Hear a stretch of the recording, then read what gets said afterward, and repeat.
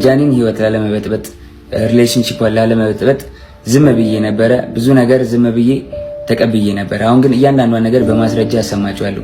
ይሄ ጎንደር ሆና ደውላ ያወራችኝ ነው። ስሙትና ቀጥላለሁ።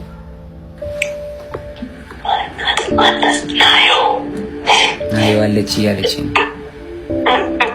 ራቁቷን ስለሆነች ቪዲዮ ላይ ቪዲዮን አላሳየም።